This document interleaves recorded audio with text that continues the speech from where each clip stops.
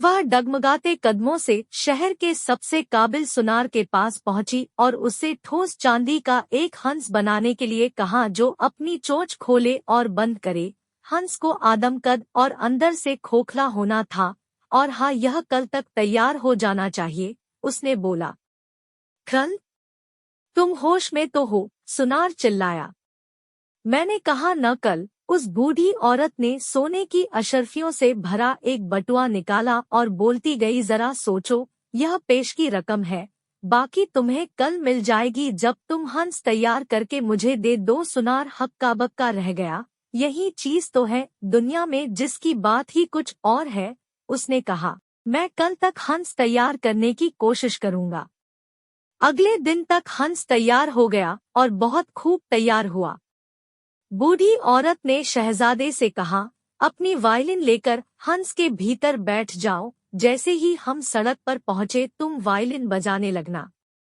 हंस के भीतर बैठा शहजादा वायलिन बजाता रहा और बूढ़ी दाई चांदी के उस हंस को एक फीते के सहारे खींचती हुई शहर का चक्कर लगाने लगी। उसे देखने के लिए सड़कों पर लोगों की भीड़ उमड़ पड़ी। शहर में ऐसा कोई भी न बचा जो उस खूबसूरत हंस को देखने के लिए दौड़ा न आया हो। यह बात उस किले तक भी पहुंची जहां राजा की बेटी बंद थी। उसने अपने अब्बा हुजूर से बाहर निकलकर यह अनोखा दृश्य देखने की अनुमति मांगी। राजा ने कहा, उस शेखीबाज शहजादे को मिला मौका कल खत्म हो जाने दो, तब तुम बाहर निकलना और हंस देख लेना।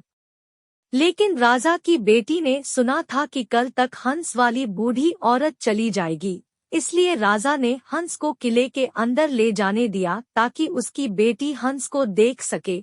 बूढ़ी दाई को इसी बात की उम्मीद थी। जैसे ही शहजादी ने चांदी के उस हंस के साथ अकेले में उसकी चोंच से निकल रहे संगीत का आनंद लेना शुरू किया, अचानक हंस खुल पड़ा और उसमें से एक नौजवान ने बाहर कदम रखा। डरो मत, उस आदमी ने कहा, मैं वही शहजादा हूँ जो अगर तुमसे बात न कर सका तो कल सुबह तुम्हारे अब्बा हुजूर मेरा सर कलम करवा देंगे। तुम उनसे यह बताकर मेरी जान बचा सकती हो कि तुम मुझसे बात कर चुकी हो। अगले दिन राजा ने शहजादे को बुला भेजा। हाँ, तो क्या मेरी बेटी से बात करने में तुम्हारा पैसा तुम्हारे कोई काम आया? जी हाँ जहाँपनाह, शहजादे ने जवाब दिया। क्या? तुम्हारा मतलब तुमने उससे बात किया? उसी से पूछ लीजिए। शहजादी आई और उसने बताया कि कैसे वह चांदी के हंस में छुपा हुआ था जिसे खुद राजा के हुक्म पर किले में घुसने दिया गया था।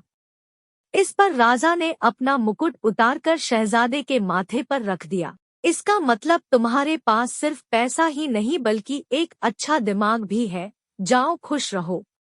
मैं अपनी बेटी का हाथ तुम्हारे हाथों में सौंपता हूँ।